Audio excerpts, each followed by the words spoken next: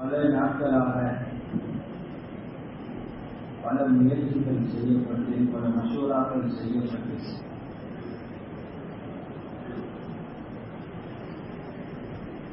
பல மனிதர்களை போய் சந்தித்து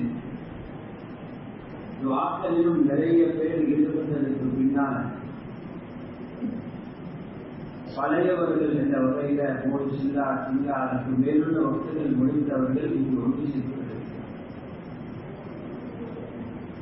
வேலை செய்யக்கூடியவர்கள் எப்படியான உற்சாகத்தோட ஆர்வத்தோட ஒரு தூர நோக்கோட ஒரு வெளிச்சத்தை பார்த்து போறது போல எப்படி பயணம் செய்யணுமோ அதற்குரிய வழிகாட்டல்கள் காலையிலிருந்து உலமாக்களோட ரொம்ப அழகாக சொல்லப்பட்டுக் கொண்டிருக்கிறது. அல்லாஹ்வுடைய நல்லடியார்களே, தாவத்துடைய உழைப்பு அடிப்படையான ஒரு விடயத்தை உருவாக்குறதுக்கான உழைப்பு. எங்களை தீனுடைய அடிப்படை எதுவோ அந்த அடிப்படையை உருவாக்குறதுக்கான உழைப்பு தான் மேலான தாவத்துடைய உழைப்பு. அடிப்படை எதுவென்றால் ஈமான். இந்த தீனுடைய எல்லா அம்சங்களோடையும் ஈமான் தொடர்புபடுகிறது.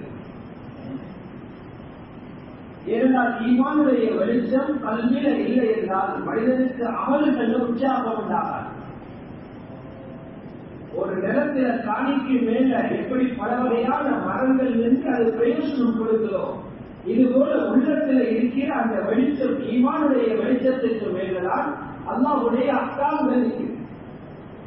தொழுகை இருக்குது, அதுக்கு மேலான ஜகாத் இருக்குது, ஈமானுக்கு மேலான ஹஜ் இருக்குது, ஈமானுக்கு மேலான.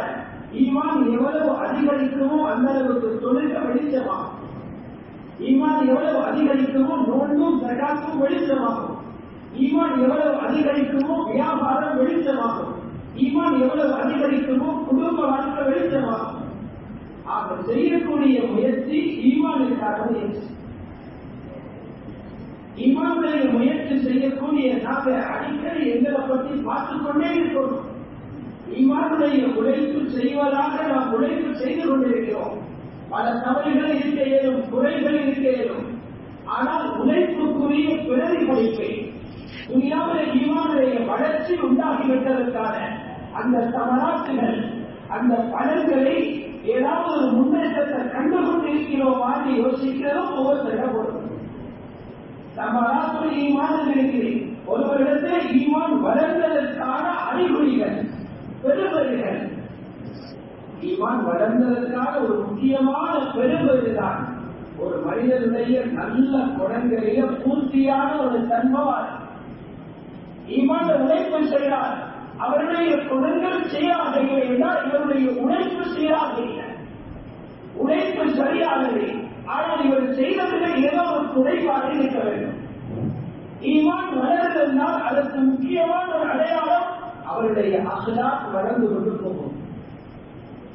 நபி அலைஹிஸ்ஸலாத்து வஸ்ஸலாம் அவங்க மிக தெளிவாகவே சொன்னார்.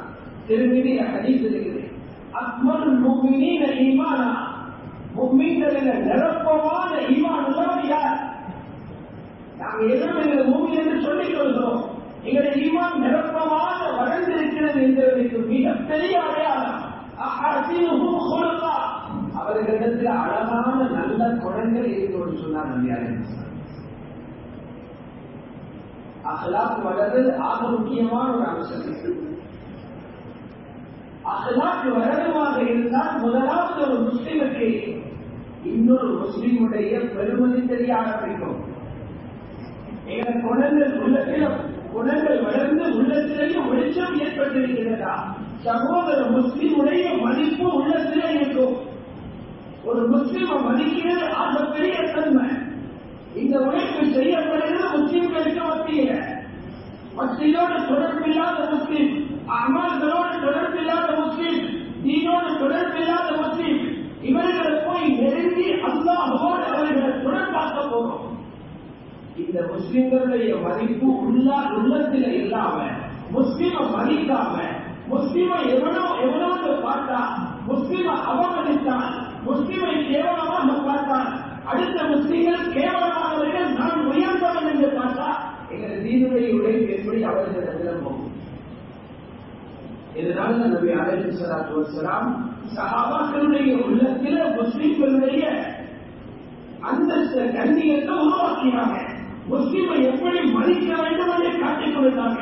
ஒவ்வொரு முஸ்லிமும் அவர் வெள்ள நிறமாக இருக்கேனும் கருப்பாக இருக்கேனும், உலகம் அவருடைய உருவம் அழகாக இருக்கேனும், அவரை பார்த்தால் ரொம்பவே அசிங்கமாக இருக்கேனும், அரபு பேசுகிறவராக இருக்கேனும், ஆங்கிலம் பேசுகிறவராக இருக்கேனும், மொழியே தெரியாதவராக இருக்கேனும், லா இலாஹ இல்லல்லாஹ் என்ற கலிமா உள்ளத்தில் இருக்கிறது. அவர் உலகத்தில் ஆகச் சிறந்த ஒரு மனிதர். அதனால நபி அலைஹிஸ்ஸலாத்து வஸ்ஸலாம் அல்லாஹ்வுடைய காபாவை பார்த்து பேசினாங்க. ஹதீஸ்ல தெளிவாக இருக்குது. காபத்துல்லாஹ்வை பார்த்து சொன்னாங்க, அல்லாஹ்வுடைய காபாவே, அல்லாஹ் உனக்கு எவ்வளவு சிறப்புகளை தந்திருக்கிறான், உன்னிலிருந்து எவ்வளவு நறுமணம் உலகத்திற்கு வீசிக் கொண்டிருக்கிறேன். ஆனால் காபாவே, உன்னுடைய ரப்பு மீது சத்தியப்பட்டு சொல்கிறேன், உன்னுடைய கண்ணியத்தை விட பூமியில இருக்கிற ஒவ்வொரு முஸ்லீமுடைய கண்ணியமும் உயர்ந்ததுன்னு சொன்னாங்க. யாராவது காபத்துல்லாஹ் அசிங்கப்படுத்துறதை கேட்டுக் கொண்டிருப்போமா? காபத்துல்லாஹ் நடிச்சு பண்றதை யாராவது சகிப்போமா? காபாவுக்கு எதிராக யாராவது எதிர்த்து எழுதினால் அதை பார்த்துக் கொண்டு சும்மா இருப்போமா? காபத்துல்லாஹ் யாராவது எங்கள் முன்னால் ஏசினால் சும்மா இருப்போமா? நபி அலைஹிஸ்ஸலாம் சொன்னாங்க, அந்த காபாவோட கண்ணியம் உங்களோட உள்ளத்துல எப்படி இருக்குதோ இதை விட ஒவ்வொரு முஸ்லிமுடைய கண்ணியமும் உங்களோட உள்ளத்துல வரும். இன்னொரு ஹதீஸ்ல இருக்குது, நபி அலைஹிஸ்ஸலாத்து வஸ்ஸலாம் காபத்துல்லாஹ்வை பார்த்து சொன்னாங்க, இதுவும் சஹீஹான ஹதீஸ். காபாவே, உனக்கு இருக்கிற கண்ணியம் ஒன்று, உனக்குள்ள கண்ணியம் இருக்கிறது ஒன்று. ஒரு முஸ்லிமுக்கு அல்லாஹ் 3 கண்ணியங்கள் வச்சிருக்கிறாங்க. காபாவுக்கு ஒரு கண்ணியம், ஒரு குடும்பத்தில் தான். ஒவ்வொரு முஸ்லிமுக்கும் 3 கண்ணியங்கள் இருக்கிறது, 3 மரியாதைகளை எல்லாம் வச்சிருக்கிறார். சொன்னாங்க, முஸ்லிமுடைய ரத்தம் மரியாதையானது, முஸ்லிமுடைய உயிர் மரியாதையானது. எந்த முஸ்லிமுடைய உயிரையும் இன்னொருவர் எடுக்க முடியாது, அது ஹராம். ஒரு முஸ்லிமுடைய சொத்து மரியாதையானது, அதை யாரும் பிடிக்கவோ திருடவோ முடியாது, அது ஹராம். ஒரு முஸ்லிமை பற்றி தப்பாட்டம் சொல்லுவதும் ஹராம். காபாவை விட அல்லாஹ் ஒரு முஸ்லிமுடைய கண்ணியத்தை உயர்த்தி. அதனால நான் சொல்றேன், யாரும் முஸ்லிமாகாம மௌத்தாகிறாதீங்கன்னு சொல்றேன். முஸ்லிமாகாம யாரும் மௌத்தாகிறாதீங்க. யாரையோல்லதீன ஆமனு தக்குல்லாஹ் ஹக்க துகாத்திஹ், ஈமான் உள்ளவர்களே, அல்லாஹ்வை எப்படி பயப்பட வேண்டுமோ அது போல தக்வா கொள்ளுங்க, அல்லாஹ்வை பயப்படுங்க. வலா தமூதுன்ன இல்லா வஅன்தும் முஸ்லிமூன், முஸ்லிமாகாம நீங்க யாருமே மௌத்தாகிறாதீங்கன்னு சொல்றாங்க.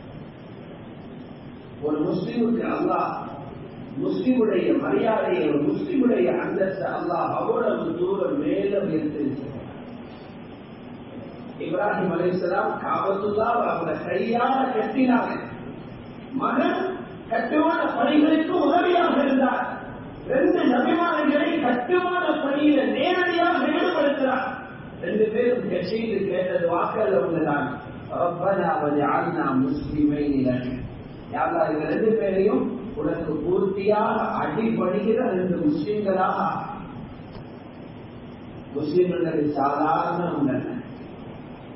முஸ்லிமுடைய கண்ணியம் வேலை செய்யக்கூடியவர்களுடைய உள்ளத்தில் ஆக கூட வரணும்.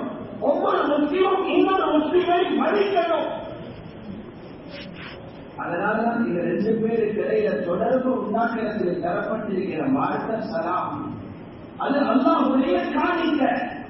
தஹிய்யத்துல் லில்லாஹ், ரப்புடைய புறத்திலிருந்து கொடுக்கிற காணிக்கலாம். ஒரு முஸ்லிம் இன்னொரு முஸ்லிமை பார்த்து சொல்லுகிற சலாம், அஸ்ஸலாமு அலைக்கும் வரஹ்மத்துல்லாஹி வபரகாத்துஹு. அல்லாஹ்வுடைய நல்லடியார்களே, சலாமுக்குள்ள எந்தெல்லாம் அர்த்தம் இருக்கிறது? சலாம் என்ற உங்களுக்கு சாந்தம் உண்டாகட்டும் என்பது மொழிபெயர்ப்பு, அது தருதமா. சாந்தம் எப்படி உண்டாகும்? ஒரு முஸ்லிம் இன்னொரு முஸ்லிமை பார்த்து சலாம் சொன்னாருன்னா அதனுடைய அர்த்தம் என்ன தெரியுமா? என்னால உனக்கு அநியாயம் நடக்காது, நான் உனக்கு அநியாயம் செய்ய மாட்டேன், பின்னால் இருந்து துரோகம் செய்ய மாட்டேன், உன்னை பற்றி புறம் பேச மாட்டேன், உனக்கு அபாண்டம் சுமத்தி உன்னை கேவலப்படுத்த மாட்டேன். மாட்டேன், உன்னுடைய பொருள்களை திருட மாட்டேன், உன்னுடைய உயிருக்கு ஆபத்தாக அச்சுறுத்தலாக நான் இருக்க மாட்டேன். அதெல்லாம் செஞ்சால்தான் அவருக்கு சராபரும். ஒரு முஸ்லிமை இவ்வளவு தூரம் ஒவ்வொரு மனிதனும் கண்ணியப்படுத்த முடியும். இதைத்தான் இக்ராமுல் முஸ்லிம் என்கிறோம். முஸ்லிமை கண்ணியப்படுத்த அல்லாஹ்வுடைய நேரடியார்களே, நபி அலைஹிஸ்ஸலாத்து வஸ்ஸலாம் அவர்களுக்கு ரொம்ப நெருக்கமான சஹாபாக்கள் ஒருத்தர்தான் ஹஜ்ரத் உஸாமா பின் ஸைத் ரலியல்லாஹு அன்ஹு. மிக நெருக்கமானவர். அவரோட பாப்பா ரசூலுல்லாஹ்வுடைய வளர்ப்பு மகன் ஸைத் ரலியல்லாஹு அன்ஹு. ஸைத் இப்னு ஹாரிஸா ரசூலுல்லாஹ்வுடைய வளர்ப்பு மகன். பாப்பாவோட இருந்த இரக்கம் மகனோடையும் ரசூலுல்லாஹ்வுக்கு இருந்துச்சு.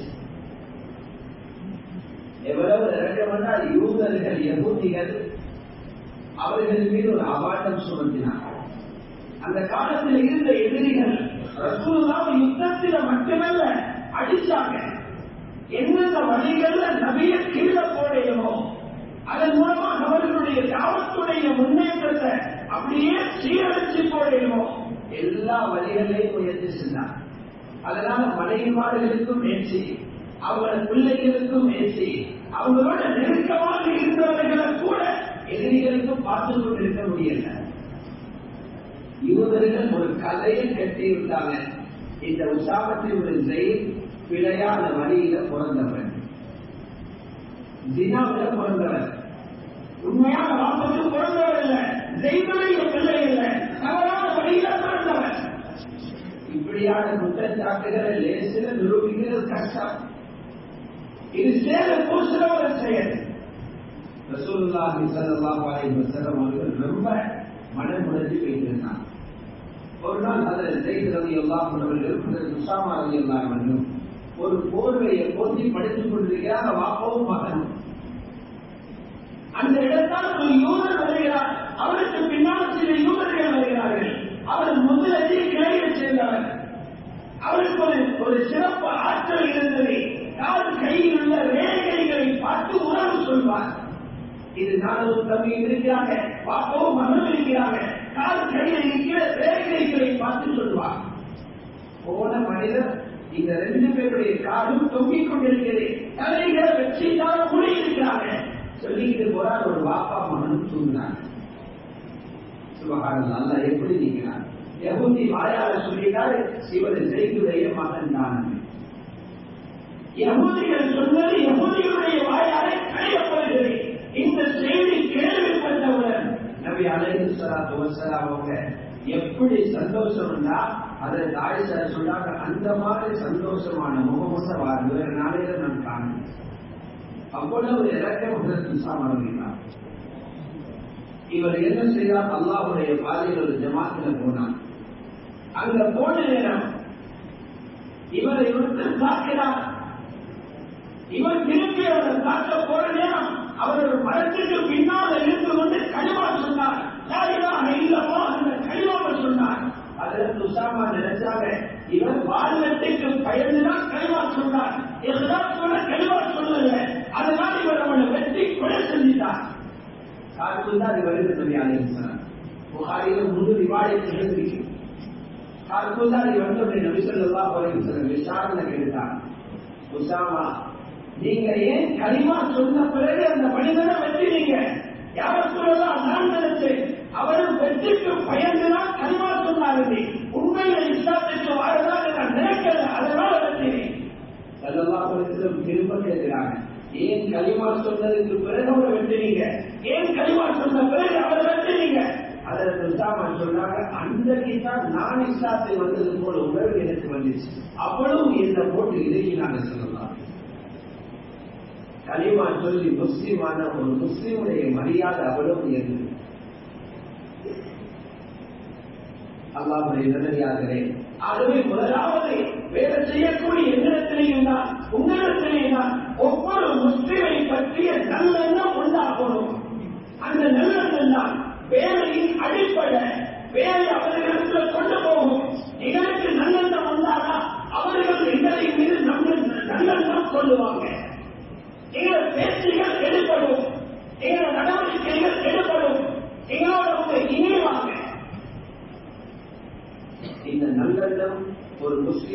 படிக்கிறது ஆக முக்கியமான விஷயம். அல்லாஹ்வுடைய நல்லடியார்களே, நபி அலைஹிஸ்ஸலாத்து வஸ்ஸலாம் அவங்களோட காலத்தில் ஒரு சஹாபி இருந்தார். வஹீல பதிவு செய்யப்பட்டிருக்கிற ஒரு சஹாபி. அவருக்கு பேரு ஜாஹிர். அவர் பார்க்கிறதுக்கு அழகான ஆள் அல்ல, அவருடைய உருவம் கொஞ்சம் அலங்கோலமாக இருந்துச்சு. நபி அலைஹிஸ்ஸலாத்து வஸ்ஸலாம் அவரோட ஜோக் பண்ணுவாங்க, பரிகாசம் செய்வாங்க. பின்னால போயிட்டு கண்ணை மூடிக்கொண்டு சொன்னாங்க, இந்த அடிமையை என்னிடமிருந்து யாரு வாங்குவீங்கன்னு கேட்டார். பரிகாசமா கேட்டார், வைக்கிறதுக்கு அல்ல. திரும்பி பார்த்தா நபி அலைஹிஸ்ஸலாத்து வஸ்ஸலாம் ஹஜ்ரத் ஜாஹிர் ரலியல்லாஹு அன்ஹு கேட்டாங்க, யா ரசூலல்லாஹ், என்ன போல அலங்கோலமான ஆட்களை யாராவது வாங்கினா அவர் நஷ்டவாளியா வைத்துவாங்க. எங்களை யாரு வாங்க போறாங்க? அடிமையோட வாசல் இருந்தாலும் கொஞ்சம் அதெல்லாம் இருக்கிறவரை வாங்குவாங்க. வாட்டசாட்டமான ஆளுக்கு பெருமதி கொடுத்து வாங்குவாங்க. என்ன வாங்குறவர் கஷ்டப்பட்டு படிக்கிறவாறு. நபி அலைஹிஸ்ஸலாம் சொன்னாங்க, ஜாஹிர், நீங்க நினைக்கிறது போல இல்லை. உங்களோட உருவம் இப்படி தெரிஞ்சாலும் அல்லாஹ்விடத்துல நீங்க ரொம்ப பொறுமதியான உருவம் எப்படியும் இருக்கிறது. ஆனா உங்களுக்கு இருக்கிற கலிமா எவ்வளவு பொறுமதி. அல்லாஹ்விடத்துல நீங்க பொறுமதியான ஒரு மனிதர் இருந்தாங்க. நபி அலைஹிஸ்ஸலாத்து வஸ்ஸலாம் அபூ சுஃபியான் ரலியல்லாஹு அன்ஹு அவரோட வரலாறு ஒரு சஹாபி. அந்த அபூ சுஃபியான் புதிய சஹாபி வந்தார். அபூ சுஃபியான் அப்பொழுது கலிமா சொல்லி இல்லை, ஃபத்ஹு மக்காவுடைய நேரத்தில் வந்தார். அவர் நபி அலைஹிஸ்ஸலாத்து வந்த நேரம் சஹாபாக்கள் அவர் அறிமுகம் செஞ்சார். ரெண்டு பேரும் வந்தா யாரு முக்கியமானவரோ முக்கியமானவரை தவிர சொல்லுவாங்க. அபூ சுஃபியான் மக்காவுடைய தலைவர், கஅபாவுடைய நிர்வாகி, குறைஷி குலம். சொன்னாங்க, யா ரசூலல்லாஹ், ஹாதா அபூ சுஃபியான் இப்னு ஹர்ப். இது அபூ சுஃபியான் இப்னு ஹர்பும் இன்னொருத்தரும் வந்திருக்கிறார். அவருடைய பேரே பிரபல்யம் இல்லை, சாதாரண ஒரு சஹாபி, முஸனி கிளையை சேர்ந்தவர், சாதாரண சஹாபி. அறிமுகம் செஞ்சது மட்டும்தான். ஸல்லல்லாஹு அலைஹி வஸல்லம் அவர்களுக்கு அறிமுகம் செஞ்ச முறை பிடிக்கல.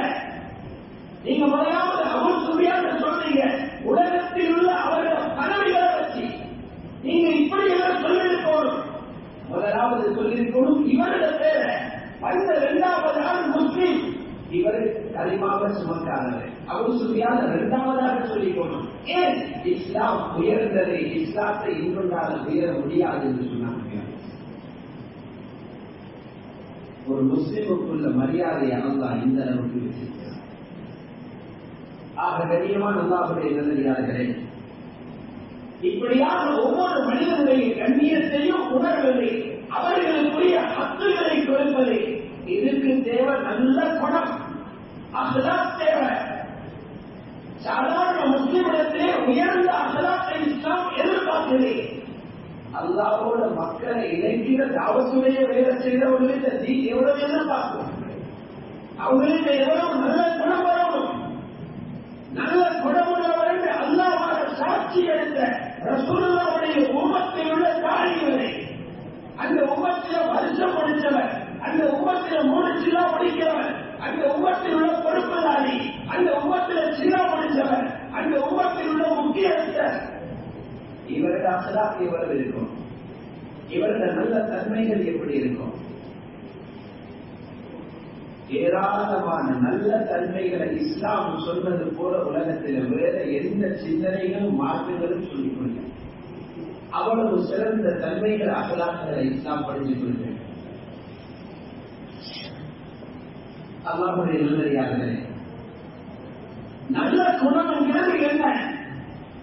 நபி அலைஹிஸ்ஸலாத்து வஸ்ஸலாம் சொன்னாங்க, அஹ்லாக்கில் சில குறைபாடுகள் இருந்துச்சு, அந்த குறைபாடுகள் எல்லாத்தையும் நிவர்த்தி செய்து முழுமையான அஹ்லாக்க உலகத்திற்கு அறிமுகப்படுத்த நான் வந்தேன்.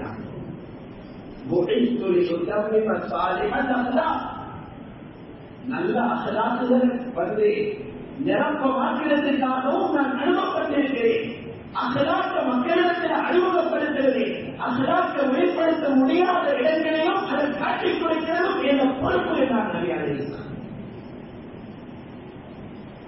ஒரு ஆணைய அல்லாஹ் சொன்னான், நீங்கள் ஹபீப் ஸல்லல்லாஹு அலைஹி வஸல்லம் என்ற பாட்டு, நீங்க மகத்தான குணமுள்ளவர்கள் சொல்லி, நீங்க மகத்தான நற்குணம் உள்ளவர். தஃசீருடைய இமாம்கள் எழுதுறாங்க, எந்த ஒரு ரசூலுக்கும் எந்த ஒரு நபிக்கும் அல்லாஹ் இந்த ஷஹாதத்தை கொடுக்கலையா, எந்த ஒரு நபிக்கும் நீங்க நற்குணம் உள்ளவர் என்று சொல்லவே இல்லையா. நற்குண சீலர் என்று அல்லாஹ் சாட்சி கொடுத்த ஒரே ஒரு நபி ஹஜ்ரத் முஹம்மது ஸல்லல்லாஹு அலைஹி வஸல்லம். அது எங்களோட தலைவராக இருக்கிறது எங்களுக்கு எவ்வளவு பெருமை, எங்களுக்கு எவ்வளவு அக்லாக் வரும். அப்துல்லாஹ் இப்னு முபாரக் ரஹ்மத்துல்லாஹி அலைஹி சர்வ சாலிஹீன்கள் இருந்த மிகப்பெரிய மகான். அவர்கிட்ட கேட்கிறாங்க, நல்ல குணங்களை ஒரு வார்த்தையில சொல்லுங்க, இது நல்ல குணம் அது நல்ல குணம் வந்து நிறைய விஷயங்களை சொல்றாங்க, அதுதான் ஒரு வார்த்தையில சொல்லுங்க. அப்துல்லாஹ் இப்னு முபாரக் ரஹ்மத்துல்லாஹி அலைஹி சொன்னாங்க, அக்லாக் என்ன தெரியுமா, கோபம் வராமிக்கிறது. கோபம் வர இடத்துல கோபத்தை விடுகிறது, கோபத்தை விடுகிறது அக்லாக். நீங்க உங்களுக்கு கோபம் வரணும், அல்லாஹ்வுக்கு மாற்றமான பாவமான இடத்துல மட்டும் பாவத்தை காணும்போது கோபம் வரணும், மற்ற இடங்களில் கோபம் வரக்கூடாது.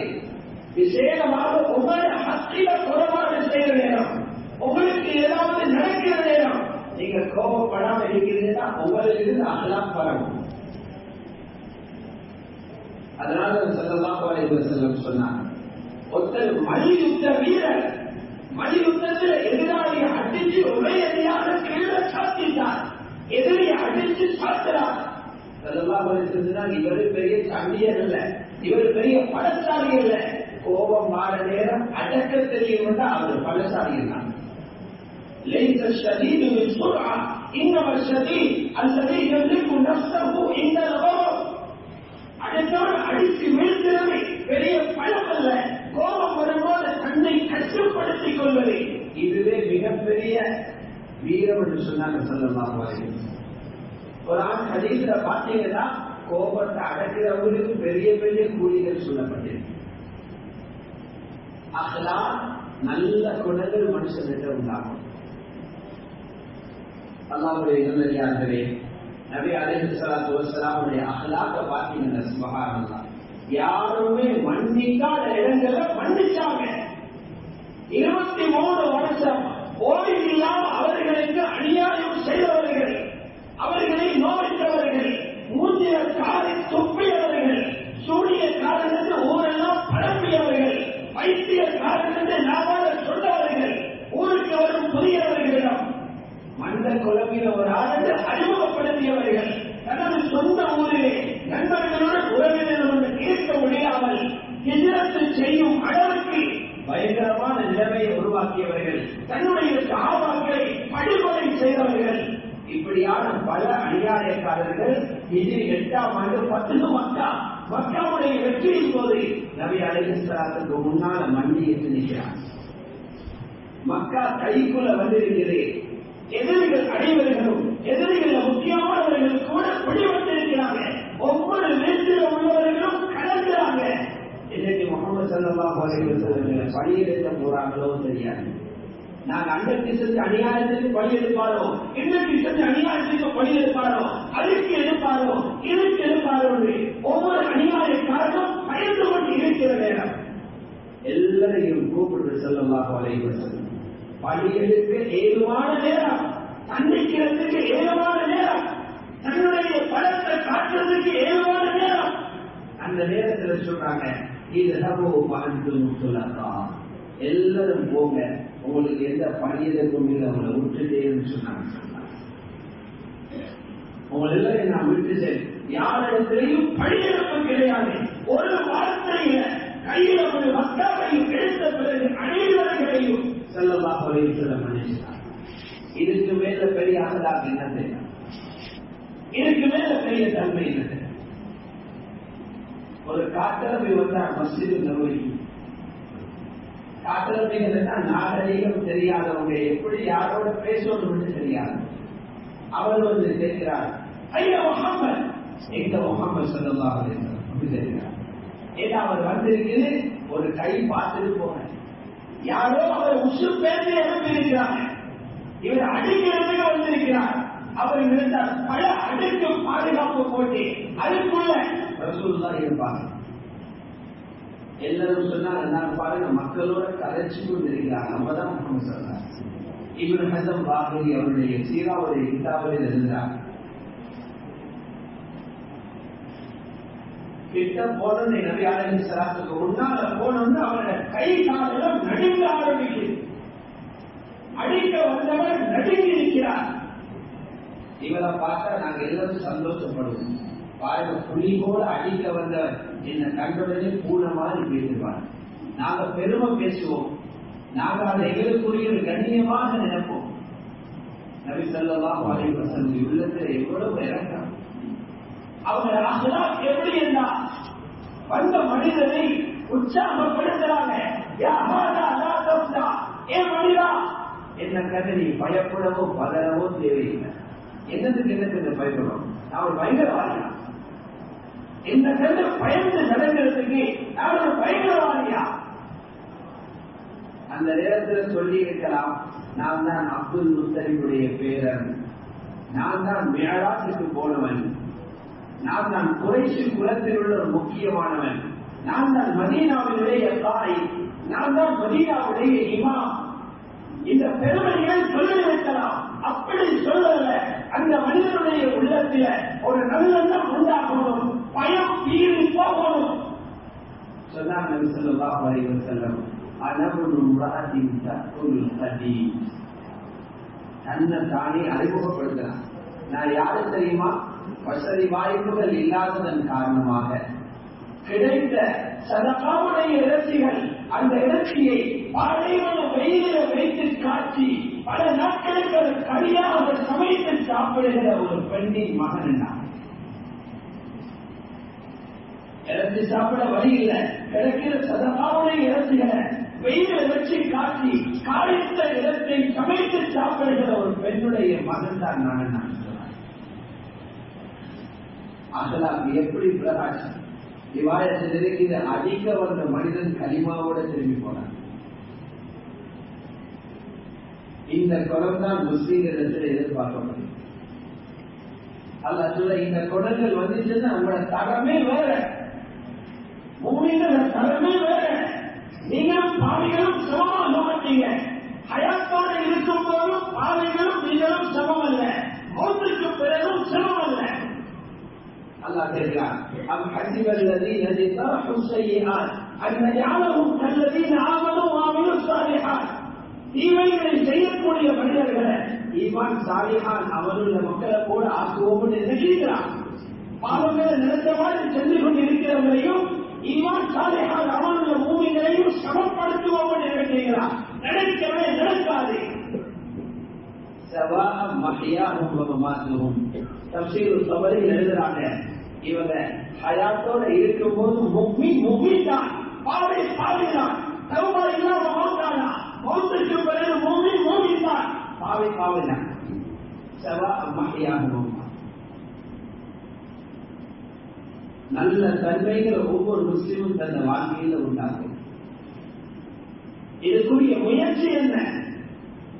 இதுக்குரிய முயற்சியை ஸல்லல்லாஹு அலைஹி வஸல்லம் காட்டினார். ஒவ்வொருத்தருக்கும் தெரியும் என்னிடத்தில் நினைக்கிற அழுக்கான குணம் என்ன. எனக்கு இன்னும் அகலாக் வரவே இல்லை, எனக்கு இருக்கிற 10 வீதம் நான் இன்னும் எந்த பெரியவன் என்று நினைச்சு கொண்டிருக்கிறேன், மற்றவர்களை எந்த காலுக்கு கீழே வச்சு மிதிச்சு கொண்டிருக்கிறேன். இல்லை, நான் ஒரு நஜீஸான ஒரு இடத்து கிடையாது. நான் இன்னும் மற்றவரை மன்னிக்கப்படவில்லை, நான் இன்னும் மற்றவரை மன்னிக்கப்படவில்லை, நான் இன்னும் மற்றவருக்கான கஷ்டங்களை தாங்கிக் கொண்டு மௌனமாக இருக்க பழகவில்லை. என்ன அகலாக்கள் இருக்கு? நற்குணம் என்கிறதுக்கு பல உணவாக்கள் எடுத்திருக்கிற விளக்கம் என்னென்றா, நல்ல குணம் என்றா மற்றவருக்கு பாரமாக வாழவும் படாது, மற்றவர்கள் தரக்கூடிய கஷ்டத்துக்கு எதிராக நடவடிக்கை எடுக்க போகவும் கூடாது. எங்களால் மற்றவர்களுக்கு பாரமும் இல்லை,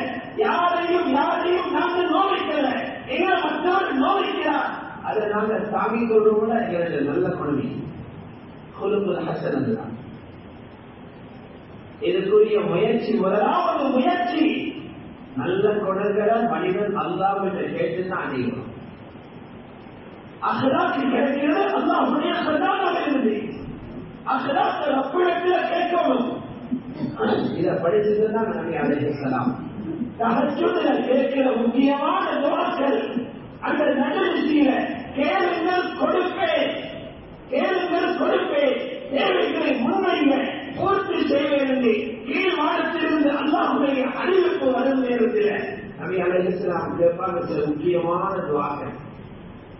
அதில் ஒன்றுதான் அல்லாஹும்ம ஹ்தினி லிஅஹ்ஸனில் அஹ்லாக் லா யஹ்தி லிஅஹ்ஸனிஹா இல்லா அன்த். யா அல்லாஹ், சில ஹதீஸ்களின்படி தஹஜ்ஜுடைய வஜ்ஹத் இருக்குது சதா, அந்த வஜ்ஹத்தோட சேர்த்தியும் துஆ கொடுக்கிறார். யா அல்லாஹ், அழகான குணங்களின் பக்கம் எனக்கு வழிகாட்டி, இஹ்தினி லிஅஹ்ஸனில் அஹ்லாக், அழகான குணங்களுக்கு ஹிதாயத் தான். நல்ல குணத்துக்கும் ஹிதாயத் வேணும். நல்ல குணங்களின் பக்கம் எனக்கு வழிகாட்டி, உனக்கு மட்டும்தான் அது செய்யறதுக்கு. லா யஹ்தி லிஅஹ்ஸனிஹா இல்லா அன்த், அழகான குணங்களுக்கு நீ மட்டும்தான் வழிகாட்டலாம். வஸ்ரிஃப் அன்னி ஸய்யிஅஹா, மோசமான குணங்களில் இருந்து எங்களை பாதுகாக்கிறேன், எங்களை தெரிகிற கெட்ட குணங்களை இல்லாமக்கிறேன். லா யஸ்ரிஃப் அன்னி ஸய்யிஅஹா இல்லா அன்த், கெட்ட குணங்கள் உனக்கு மட்டும்தான் இல்லாமல் ஆக்குகிறேன். துஆக்கள் அதிகமாக சேர்த்தோம். என்ன மக்கள் சொன்னாங்க, தமிழுடைய வேலை செய்தவர் என்று சொன்னாங்க, அல்லாஹ்வோட மக்களை இயற்றிய வேலை செய்தவர் என்று சொன்னாங்க. ஆனா அந்த நபிமார்கிட்ட இருந்த குணம் வரல. நல்ல குணத்தை எனக்கு தந்திரியாமா அல்லாஹ் குணத்துக்கு. இரண்டாவது, நல்ல குணங்கள் யாரிடத்தில் இருந்ததோ அந்த நபிமார்களுடைய நற்குணங்களை பற்றி படிக்கணும். ஹயாத்து சஹாபா வாசிக்கும் போது இரண்டு சமானமான கேட்கணும். ரசூலுல்லாஹ்வுடைய சஹாபாக்களுடைய உயர்ந்த குணங்கள் அதில் வாசிக்கப்படுகிறது. அதுக்கு பின்னாலே நாங்க போக முயற்சி செய்யணும். ஒரு பக்கம் துஆ, இன்னொன்று நல்லடியார்களுடைய நற்குணங்களை கேட்டு அதுக்கு பின்னால போறதற்கான முயற்சி. அல்லாஹ் நல்ல குணங்களை வாழ்க்கையில் உண்டாக்கினார். அல்லாஹ்வுடைய நல்லடியார்களே, இந்த நல்ல குணங்களை சம்பாதிச்சு கொண்டுதான் எங்களை அவர்களுடைய உழைப்போட அடுத்த பகுதிகளுக்கு போகணும். அடுத்த பகுதிகளுக்குள்ள போகணும். அடுத்த பகுதி என்ன? முதலாவது எங்களை குடும்பம். குடும்பத்திற்குள்ள எங்களை மனைவி இருப்பா, குடும்பத்தில் எங்களை பிள்ளைகள் இருப்பாங்க, குடும்பத்தில் எங்களை பெற்றோர்கள் இருப்பாங்க, சகோதர சகோதரிகள் இருப்பாங்க, எங்களுடைய நெருங்கிய இனவத்துக்கள் இருப்பாங்க. அப்ப எங்களை குடும்பத்தோட நடக்கிறதுக்கு பேர் முஆஷரா. எங்களோட குடும்ப வாழ்க்கையையும் அஹ்லாக்கோட கொண்டு போய் இணைக்கும். எங்களோட குர்ஆன் சுப்ஹானல்லாஹ் வழிகாட்டினது போல ஒருத்தரும் வழிகாட்டி இருக்க மாட்டாங்க. வீட்டுக்குள்ள நானும் மனைவியும் வாழ்கிற வாழ்க்கையை கூட அல்லாஹ் கட்டுப்படுத்துகிறார். நானும் என் மனைவியின் பிள்ளைகளும் நானும் சுவரால் மறைக்கப்பட்ட வீட்டுக்குள்ள இருக்கிறோம். இந்த வாழ்க்கை கூட எப்படி இருக்கணும்னு அல்லாஹ் காட்டுகிறார். மனைவிமார்களோட அழகான முறையில நடவுகிறார். மனைவிமார்களோட நாளை கை போல பழகலாம். மனைவிமார்களோட நல்ல முறையில நடவுங்க. அல்லாஹ் சந்தோஷப்படுற மாதிரி மனைவி உள்ளவர்களோட நடந்துக்கோங்க. வஆஷிருஹுன்ன பில் மஅரூஃப். குர்ஆன் கட்டளை சொல்லுங்கன்னு சொன்ன ரப்பே, ஹஜ்ஜுக்கு போங்கன்னு சொன்ன ரப்பே, மனைவிமார்களோட நல்லா நடக்க சொல்லுகிறார். அவங்களுக்கு தேவையான செலவினங்கள் கொடுங்க. அவங்களை பட்டினிகளை போடுறதில்ல, அவர்களுக்கு தேவையான ஏற்பாடுகளை செய்யுங்க. ஹலாலான பணத்தாளர் செய்யுங்க, ஹலாலான பொருளாளர் செய்யுங்க. மனைவி மக்களுடைய செலவு நபி ஸல்லல்லாஹு அலைஹி வஸல்லம் அவங்கள செலவுகளை பார்த்தீங்கன்னா எல்லாத்திலையும் நடுத்தரமா பேசியிருக்கிறான். நம்பீகமான ராஜவாக்க வாழப்போகவும் இல்லை, எந்த நாளுமே பக்கீராகவும் மிஸ்கீனாகவும் இல்லை. எந்தெந்த நேரத்தில் எது கிடைக்குமோ அதை கொண்டு போதுமாக்கினார். ஆபிதுல் ஹஜர் ரஹ்மத்துல்லாஹி அலைஹி ஃபத்ஹுல் பாரியில கிதாபுல் நிகாஹ்ல எழுதுறாங்க. ரெண்டு பக்கத்தினுடைய தகவல்களை எடுத்து சொல்றாங்க. சரியான கருத்து என்னன்னா, அது ஸல்லல்லாஹு அலைஹி வஸல்லம் நடுத்தரமாக வாழ்ந்திருக்கிறார். சாப்பாட்டை எடுத்துக்கொண்டீங்கன்னா சுட்டு கொண்டு வந்து ஆட்டையும் சாப்பிட்டு இருக்கிறாங்க, பொரிச்ச கோழியையும் சாப்பிட்டு இருக்கிறாங்க, முயல் இறைச்சியையும் சாப்பிட்டு இருக்கிறாங்க. அதுக்காக எந்த நாளும் சுட்ட ஆடு தேடி போகல. நேற்று ஆட்டில பாபுகி தின்னோம், என்னை கோழியில தின்னோம்னு போகல. நாங்க அப்படி தேடி போறதாலதான் எங்களுக்கு ஜீவனுடைய வேலை பாடம். சுட்ட ஆத்திரத்தையும் செஞ்சிருக்கிறாங்க, கோழி மாமிசத்தையும் சாப்பிட்டு இருக்கிறாங்க, ஒட்டக இடத்தையும் செஞ்சிருக்கிறாங்க. அதே நேரத்தில் இல்லாத நேரம் 2 கல்லையும் வைத்து கட்டியிருக்கிறாங்க. கிடைக்கிற நேரம் அதை சாப்பிட்டு கொண்டாங்க, இல்லாத நேரம் 2 கல்லையும் கட்டுவாங்க. 2 கல்லு வயிற்றுல கட்டினாலும் மனைவிட்டு கூட சொல்ல மாட்டாங்க, பப்பு மட்டும் மனைவி. வீட்டுடைய கருத்தீக்கப்படி எங்க வீட்டுல சமைக்கிறதா அங்க சண்டப்படி போகும். அல்லாஹ் சொன்ன மனைவார்களோட அழகாக வாழவில்லை. நாம் வந்து அப்படி பார்க்க விரும்புகிறேன். நாங்க வீட்டில் ஒரு சமையலுக்காக சண்டை பிடிக்கிறோம். இவருக்கு நேரத்துக்கு சாப்பாடும் அந்த பெண் 1000 பிரச்சனைகளோட வேலைகளோட இருந்து கொஞ்சம் முன்பின்னால இவர் வீசிற வார்த்தைகள் இருக்கிறது அந்த பெண்ணுடைய மனசையே உடச்சி போடுது. அதுக்கு பிறகு இவர் 1000 வருஷம் முயற்சி செய்வார், தீன கொண்டு வரது கேட்கிறாங்க. இவர் எடுபட்டல்ல. ஹதீஸ்ல இருக்குது ஸல்லல்லாஹு அலைஹி வஸல்லம், அதற்கு ஆயிஷா கேட்பாங்க, ஏதாவது சாப்பிடுறது இருக்கிறீங்களா? அதற்கு ஆயிஷா சொல்லுவாங்க, ஒன்றுமே இல்லை. அப்ப சொல்லுவாங்க, நான் நோம்பு பிடிக்கிறேன். இதன் நான் அசூ மனைவி தார பதில வச்சு சில நேரம் சொல்லுவாங்க தின்னுவதற்கு இருக்குது. அப்ப என்ன நோம்பு இல்லைன்னு எப்படி தருவீங்க? வீட்டுடைய செலவுகள் நடுத்தரம். அண்ணாவுடைய வீட்டை பார்த்தீங்கன்னு சொன்னா அந்த வீட்டை பற்றி எழுதியிருக்கிற வரலாறுகள் ரொம்ப இருக்குது. அதே ஒரு பயனாக செய்யணும். ஒவ்வொரு மனைவிக்கும் ஒவ்வொரு வீடு கொடுத்திருந்தாங்க. நாங்களும் எங்கட வீடு மாதிரி எங்களை ஒரு ஆள வீடுதான் அவங்க 9 பேருக்கு கொடுத்த வீட்டோட சைஸ். நாங்க ஒரு ஆள் கட்டி இருக்கிற 3-4 பேர் இருக்கிறது கட்டி இருக்கிற வீடு இருக்கிறேன். ரசூலுல்லாஹ்வுடைய ஒரு ஆளுக்கு கொடுத்து 9 பேருக்கும் கொடுத்த வீட்டுடைய அளவை 4 கபறுகள் தோன்ற அளவுக்கு தான் அவங்களோட வீட்டோட சைஸ். தஹஜ்ஜுதுக்கு சுஜூதுக்கு போக இடமில்லை. மனைவியில காலை தள்ளி போட்டுதான் சுஜூதுக்கு போகணும். இவ்வளவு சிறுசு. இது யாரோட வீடு? சாஹிபுல் மிஅராஜ். அதுல ஜிப்ரீல் அலைஹிஸ்ஸலாம் சொல்லிட்டாங்க, சிதறத்துல் முன்தஹாவுக்கு மேல எனக்கு வழியானது, அதுக்கு மேல பயணம் செய்து அல்லாஹ்வை சந்திச்சுட்டு வந்த ரசூலுல்லாஹ் உண்டு.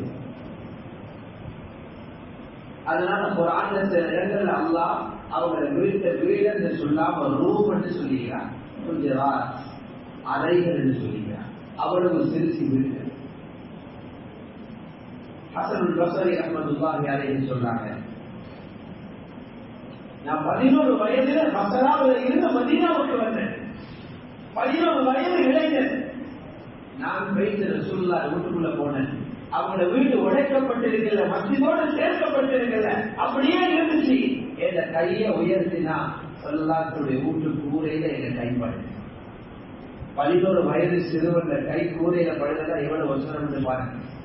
மாணவர்கள் கேட்கிறாங்க, கூரையில என்ன போட்டிருந்தாங்க? இந்த மூலைகளை போட்டு மேலான வைகோல் வச்சிருந்தாங்க. ஊடும் அப்படி நடுத்தரம், சாப்பாட்டு நிலைமை இப்படி. எந்த வீட்டிலிருந்து வராத தகவல் உலகத்தில் இப்படி செய்திகள் கேள்விப்படுவது ரொம்ப அபூர்வம். ரொம்ப ஞாபகமான செய்திகள் வரும். 2 மாதம் 9 மனைமார்கள் வீட்டிலையும் சமையலே இல்லை. வீட்டுல சமைக்கிறதுக்கு வசதி இல்லை. 3 தலைமுறைகளும் 2 மாதம் நிரப்பதை எந்த வீட்டிலையும் சமைக்கல. என்ன சாப்பிட்டீங்க? அல் அஸ்வதை ஈச்சம்பழத்தை சாப்பிட்டு தண்ணியை குடிச்சுக்கணும். இது அவங்களோட சாப்பாட்டு அளவு. உடைகளை பார்த்தீங்கன்னா பச்சை நிறமான அழகான உடுப்பு உடுப்பாங்களாம். அந்த நேரத்தில் அவர்களை போல அழகான உடல் இருக்க மாட்டாங்க. அவ்வளவு பசங்க பெருநாள் நாளையை கொடுத்துட்டு வருவாங்க. சில நேரம் விருந்தாளிகள், வெளிநாட்டு விருந்தாளிகள் வந்தா அவர்களை பார்க்கிறதுக்கு உடுத்துக் கொண்டு வருவாங்க. அதுக்காக அதே மாதிரி ஜுப்பா அதே மாதிரி உடுப்பு எந்த நாளும் மெயின்டைன் பண்ணல. சில நாட்கள்ல அடுத்த சஹாபாக்கள் உடுப்பை எடுத்து இரவலு கொடுத்து கொண்டு சொல்லிருக்காங்க. வீட்டுல வலிமா கொடுத்தாங்க. அவரை வலிமா நடக்குது. 300 பேருக்கு விருந்தழைப்பு, ரொட்டியும் இறைச்சியும் போட்டு பிரமாண்டமான சாப்பாடு, 50 சாடு வச்சிருக்கிறாங்க சாப்பாடு. இதுக்காக சரியில்லை மற்றவங்களுக்கும் அப்படி கொடுக்கணுமேனு போகல. சபியானா இந்த நிகாம நடக்குது. சூப்பராக விரிச்சாங்க. ஊரிலேயும் இல்லை, கைவரிலிருந்து மாறவர் இல்லை, சூப்பரா விரிக்கப்படுகிறது. ஈச்சப்படம் நெய்யும் கையிலும் வச்சாங்க. ரொட்டியும் இல்லை, இறைச்சியும் இல்லை. எழுப்புங்க எல்லாரும் சாப்பிட்டு நிறுத்தினாங்க. சிம்பிளான வழிதான். ஸல்லல்லாஹு அலைஹி வஸல்லம் குடும்ப வாழ்க்கை நடுத்தரமாக இருந்துச்சு. அது அவங்கள சொந்த வாழ்க்கை. மனைவிமார்கள் தாராளமாக கவனிச்சாங்க. ஹதீஸ்ல இருக்குது, கைவருடைய வெற்றிக்கு பிறகு நிறைய நிலங்கள், ஈச்சமர தோட்டங்கள் அவர்களுக்கு நனிமத்தாக கிடைக்குது. 5% ரசூலுல்லாஹ்வுக்கு அந்த வருமானங்களால் ஒரு வருஷத்துடைய செலவை மனைவிமார்கள் கொடுத்திருந்தாங்க. தன் குடும்பத்துக்காக ஒரு வருடத்தினுடைய செலவை ஸல்லல்லாஹு அலைஹி வஸல்லம் கொடுத்திருக்கிறார். மனைவிமார்களை எப்படி கவனிக்கணும் அப்படி கவனிச்சிருக்கிறார். மனைவிமார்கள் அப்படி இறக்கம்.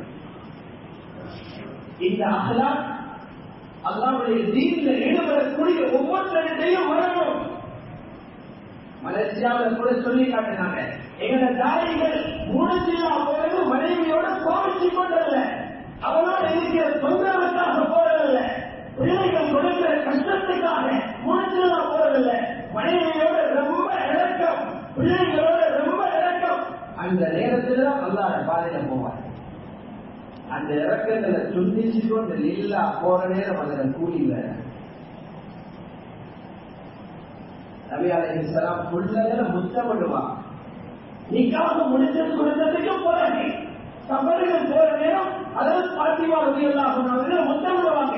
சபர் முடிச்சு வந்து மஸ்ஜிதுல தொழுது முக்கியஸ்தர்களை சென்று பாருங்கள். மனைவிமார்கள் வீட்டுக்கு போக முதல்ல மகளை போய்த்து பார்ப்பாங்க. அவ்வளவு வெளியூரில் இருந்து ஒருவர் வந்திருந்தார். ரசூல் ஸல்லல்லாஹு அலைஹி வஸல்லம் பேர புள்ளைகள் எடுத்து முத்தமிடுறதை பார்த்து அவருக்காக அலுவலகத்துக்கு போறேன். அவர் சொன்னார், எனக்கு 10க்கு மேல புள்ளை இருக்குது, நான் யாரையும் முத்தமிடலை. சொல்லாமல் அப்படி இருக்குது. நபி அலைஹிஸ்ஸலாம் சொன்னாங்க, உங்களோட உள்ளத்தில் இந்த ரஹ்மத்தை அல்லாஹ் பிடுங்கினா நான் என்ன செய்யணும் கேட்டான். அல்லாஹ் இறக்கத்தை பிடுங்கிட்டான், நான் என்ன செய்யணும் கேட்டான். இது முஆஷரா, இது முஆஷரா. நாங்க நினைக்கிறோம் நபி ஸல்லல்லாஹு அலைஹி வஸல்லம் சொல்லுங்க கொள்ளுங்க சொன்னாங்க, எந்த மாதிரி சொல்லுங்க, அந்த தொழிலெல்லாம் சொர்க்கத்தில் கொண்டு போகும். சல்லு கமா ரஅய்துமூனி யுஸல்லி, எங்களை சேர்ந்த ஹஜ்ஜ உம்ராவும் படிங்க, அந்த முறையெல்லாம் ஹஜ்ஜ உம்ராவும் நடக்கணும். பொது அன்னி மனாசிக்கக்கும். இதே போல சொன்னாங்க, இந்த மாதிரி அழகான ஒரு கணவர், என்ன மாதிரி என் மனைவிமார்களுக்கு அழகாக நடந்த ஒரு கணவர் யாருமே இல்லை. நான் ஒரு முன்மாதிரியான கணவர் தான். உங்களில் மிக சிறந்தவர் தன்னுடைய மனைவியிடம் சிறந்தவர், மனைவியை சந்தோஷப்படுத்துறவர், மனைவியை தீவிர ஈடுபடுத்துறவர், இவரே உங்களில் சிறந்தவர். வாழ கைகளுக்கும் அகலி, என் மனைவிமார்கள் நாம் இட சிறந்தவர்.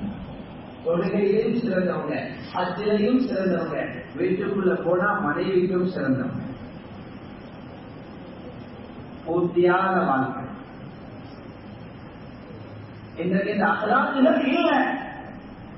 சின்ன பேச தாங்கிறதுக்கு எல்லாம், மனைவியில ஏற்ற தாங்கிறதுக்கு எல்லாம், மனைவி மூச்சில பாட்டி விழுந்த உடனே அதை தாங்கிறதுக்கு எல்லாம், எடுத்ததுக்கெல்லாம் அடி, எடுத்ததுக்கெல்லாம் கொலை, எடுத்ததுக்கெல்லாம் மூச்சில பாட்டி விடுகிறது, அவரை சாதிச்சு கீழே தருகிறது.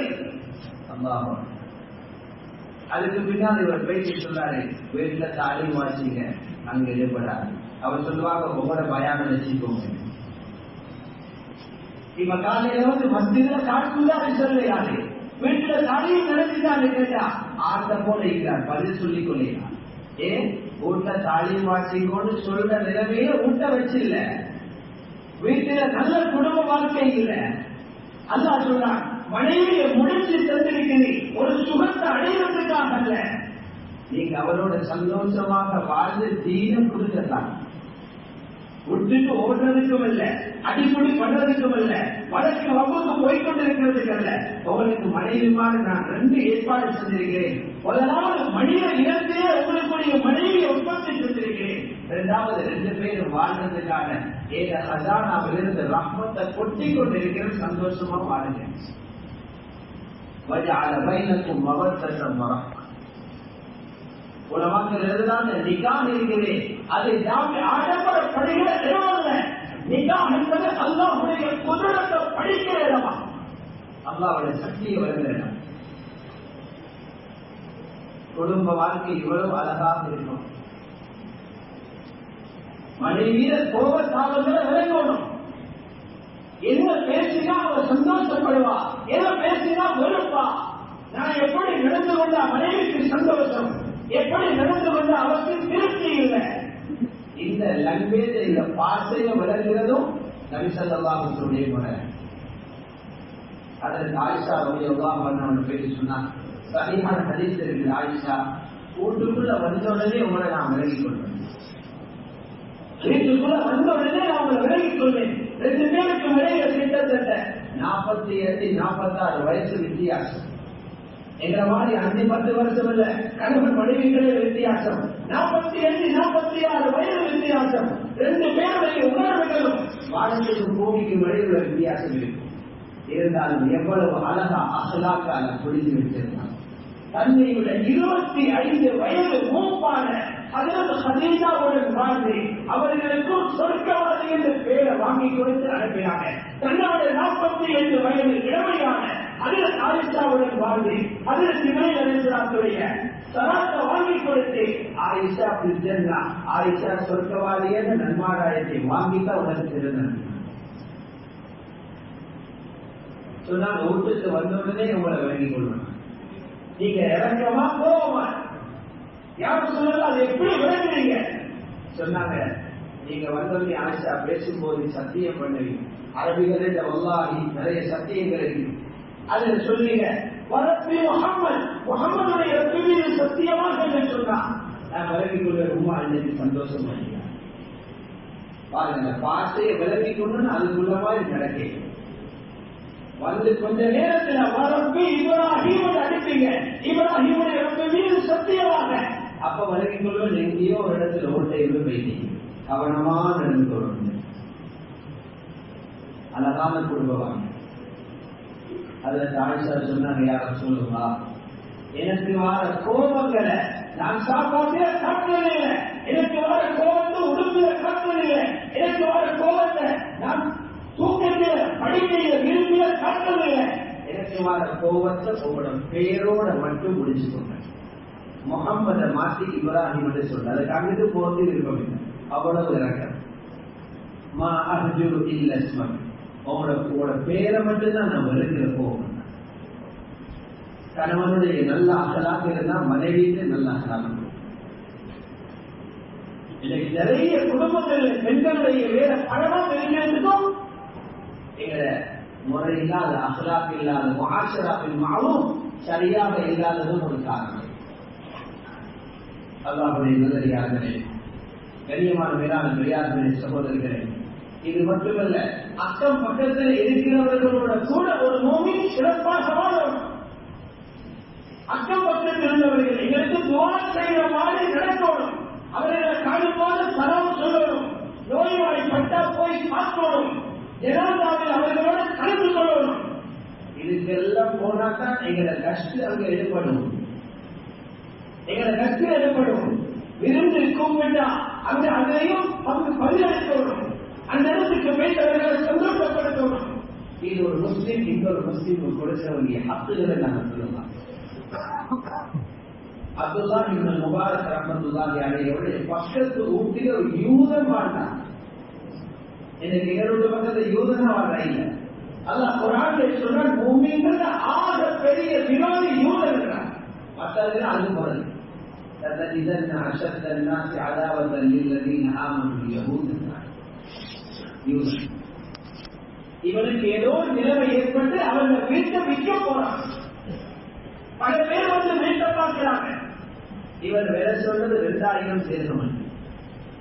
ஒரு நாள் ஒருத்தர் வந்து சொன்னார், நீ அநியாயமாக வேற சொல்றாய், இந்த வீட்டோட பெறுவது 1000 திரகம், நீங்க 2000 சொல்றீங்க.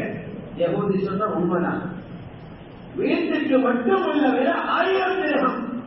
ஆனா ஒரு வீட்டுல போயிட்டு நீங்க இருக்கிறதா பக்கத்து வீடு நல்லா அமையணும், அப்பதான் அவ்வளவு உள்ள நிம்மதியா தூங்கிடும்.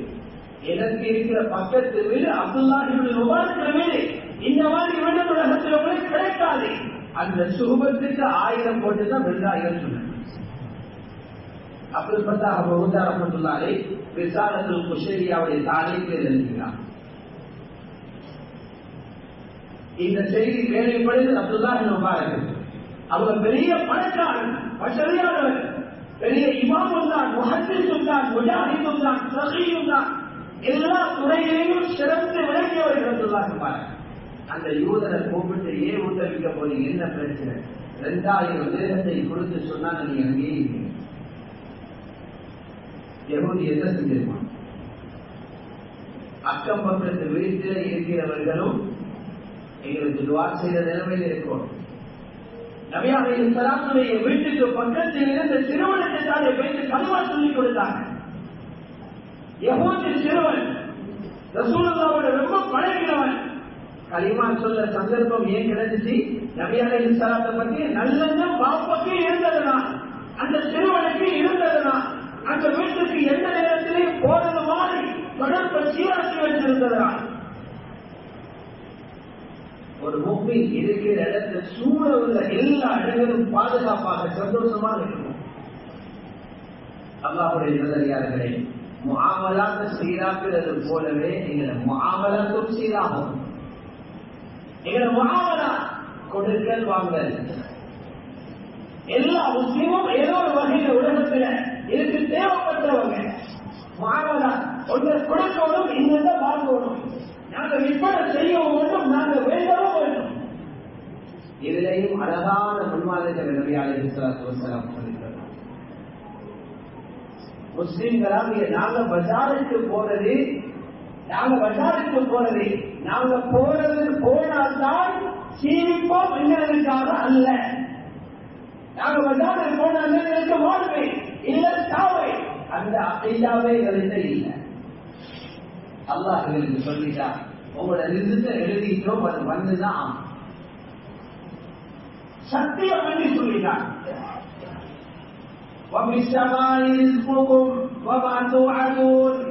வானத்தில் உங்களோட ரிஸ்க் இருக்கிறது, வாக்களிக்கப்பட்ட அனைத்தும் வானத்தில் இருக்கிறது, எங்களை ரிஸ்க வச்சிருக்கிற இடத்தையும் சொல்லிட்டான்.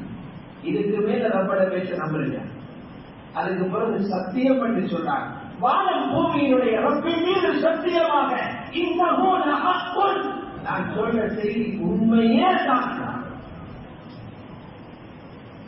ஒரு இமாம் இந்த ஆயத்தை பார்த்துட்டு சொன்னாங்க, அல்லாஹ் இந்த அடியார்களை மன்னிக்கணும், அல்லாஹ்வோட பேச்சில நம்பிக்கை குறைஞ்சதுனால அல்லாஹ் சத்தியம் பண்ணி சொல்ல வச்சுட்டாங்க. எங்களை இருந்து அங்க இருக்கிறது போகல, நாங்க பஜாருக்கு போகிறோம் சுண்ணத்து என்கிறதுக்காக, அது உலகத்தினுடைய ஒரு முறை.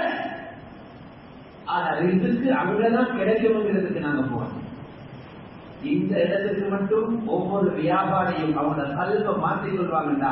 வியாபாரத்தில் நடக்கிற ஏராளமான தவறுகள் அங்கேயே தெரியும். ஹதீஸ்ல இருக்குது, மௌத்து எங்களை தேடி வருகிறது, எல்லாருக்கும் தெரியும். மௌத்து தேடி வருவதை விட எங்களை ரிஸ்க்கு வேகமா தேடி வரலாம். மௌத்து வருகிறது பின்னால, அதுக்கு முன்னால் எங்களை ரிஸ்க்கு எங்களை தேடி வருது. ரிஸ்க்கெல்லாம் எந்த பழகுதான் மௌத்து வந்து பிடிக்கணும். ஏன் அடுத்தவன குணமப்படுவோம். இப்படி நம்பிக்கையுள்ள முஸ்லிம் ஏன் பொய் சொல்லி வியாபாரம் பண்ணுவான், ஏன் ஏமாற்றணும்? 5000, 10,000, 50,000, 2 லட்சத்துக்காக ஏன் இன்னொரு மனிதனை படிப்படியில போடுவோம், ஏன் ஏமாற்றம் செய்வோம்? நபி ஸல்லல்லாஹு அலைஹி வஸல்லம் சொன்னாங்க, நீங்க சரியான முறையில தவக்குல் வச்சிருப்பீங்கன்னா பறவைகளுக்கு ரிஸ்க் தரது போல அல்லாஹ் உங்களுக்கு. لو أنكم تتوكلون على الله حق توكله لرزقكم كما يرزق الطير. பறவைகளுக்கு சாப்பாடு கிடைக்கிறது போல உங்களுக்கு கிடைச்சு. பறவைகள் கூட்டுக்குள்ள இருக்கல, வாயில வந்து சாப்பாடு விழுமட்டு. எவ்வளவு அழகான உதாரணம். பறவைகள் ஒவ்வொரு நாளும் காலையில வெளியில பறக்குது. ஆனா பறவைக்கு தெரியா காலை சாப்பாடு இவர்கள் தோட்டத்தில, பகலுக்கு அவர்கள் மரத்தில, ராமக்கு இந்த வீட்டு சூழல எந்த பிளானும் இல்லை, எங்கேயும் தெரியா. ஆனால் அந்த பறவைக்கு தெரியுமா எங்களை அல்லாஹ் வச்சிருப்பாங்க. காலையில வெறும் வயிற்றோட போகுது, மாலையில சாப்பிட்டு வந்து காலையான வயிற்றோடு காலையில போகுது, மாலையில வயிறு நிறைய சாப்பிட்டு வருகிறது. இது போல ரிசல்ட் தந்திருப்பான். அவனோட அன்புகள் செய்கிறார்கள். அல்லாஹ் ரஜாக்கள் செய்கிறார்கள். முஆமலாத்துடைய அடிப்படை அது. பஜார்ல வியாபாரம் செய்யக்கூடிய பாய் வியாபாரிகளுடைய எண்ணமும் சீராகணும். பொருள்களை வாங்க போற நுகர்வோர் முஷ்டரி அவர்களுடைய சீராகும். சொல்லுவாங்க வியாபாரிகள் 3 விஷயங்களை கடையில பொறுப்ப மட்டுமே கொண்டு போகுது, பேங்க்ல பொருள்களை மட்டுமில்லை, 3 சாமான்களை கடைக்கு எடுத்துக்கொண்டு போகணும். முதலாவது அல்லாஹ் மீது தவக்குல். 4 சாமான்கள் அல்லாஹ் மீது தவக்குல். 2வது உண்மை, 3வது அமானியம், 4வது அஹ்லாக். இந்த 4ஐயும் தூக்கி கொண்டு பஜாருக்கு போனா பஜாரிலிருந்து இஸ்லாம் வரணும். இஸ்லாம் வரணும் பஜாரில். அதை பழத்த ஒரு குரானோடு தேவைப்படாது. உங்களோட ஒவ்வொரு கொடுக்கல் வாங்கல பார்த்தும் அந்த மக்களிடத்தில் நீ வருவாங்க. நபி ஸல்லல்லாஹு அலைஹி வஸல்லம் முஸ்லிம் வியாபாரிகளை எதிர்பார்த்தா 2 தன்மை. நீங்க அக்கௌண்ட் படிச்சீங்க, பிசினஸ் படிச்சீங்க, அதெல்லாம் கலை வேற. ரசூலுல்லாஹ் எதிர்பார்த்தாங்க கீழே விற்கிற வியாபாரி, வட விற்கிற அந்த கடைசியை தள்ளி போறவர், பெரிய ஹார்ட்வேர் வச்சிருக்கிறவர், பெரிய நகை வச்சிருக்கிறவர், யாராக இருந்தாலும் ஒரு முஸ்லீம் வியாபாரத்தை 2 தன்மையும், இந்த 2 தன்மையும் நபிமார்களில் இருக்கிற தன்மை. நபிமார்களில் இருக்கிற தன்மையை அல்லாஹ் வியாபாரிகள் விரும்புகிறார். முதலாவது தன்மை என்ன? உண்மை பேசு. உண்மை பேசு சொன்னாங்க ஸல்லல்லாஹு அலைஹி வஸல்லம், அத்தாஜிரு ஸதூகுல் அமீன். உண்மையை பேசுகிற வியாபாரி. சாதின்னு சொல்லல, சாதாரணமா 1-2 உண்மையை சொல்லிட்டு மற்றதெல்லாம் பொய் சொன்னாலும் சாதின்னு சொல்லி அப்படி சொல்லல. அத்தது முபாரகா பாவிச்சு மிக அதிகமான உண்மையை பேசுகிற வியாபாரி. அது அமீன், நம்பிக்கை துரோகம் செய்யாம நம்பகமாக நடக்கிற வியாபாரிகிறாரே இவர் ரப்புல் இஸ்ஸத் அல்லாஹ் கியாமத்தில் நபிமார்களோடு இருப்பார்.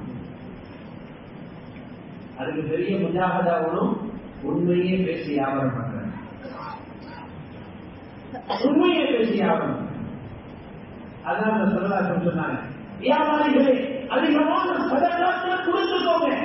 ஏன் நீங்க எவ்வளவு கைப்பற்றி உண்மை பேசினாலும் உங்களுக்கு தெரியாம ஒரு பொய் வந்துடும், உங்களுக்கு தெரியாம வீணாக சத்தியம் பண்ணிப்பட்டுடும், உங்களுக்கு தெரியாத வார்த்தைகள் வந்துடும். அதை கழுகிப்பட்டு போறதுக்கு உங்களோட வியாபாரத்துக்குள்ள சதகாவை கலந்து கொண்டு சதகாவை கலந்து கொண்டு அல்லாஹ்வுடைய நல்லடியார்களே, சஹாபாக்கள் எவ்வளவு முன்மாதிரியாக வாழ்ந்தாங்க. சஹாபாக்கள் சதூக் உண்மையை பேசி வியாபாரம் பண்ணினோம். சஹாபாக்கள் அமானிதம் பேணி வாழ்க்கை வியாபாரம் பண்ணினோம். அவங்க மோசடி செய்யவே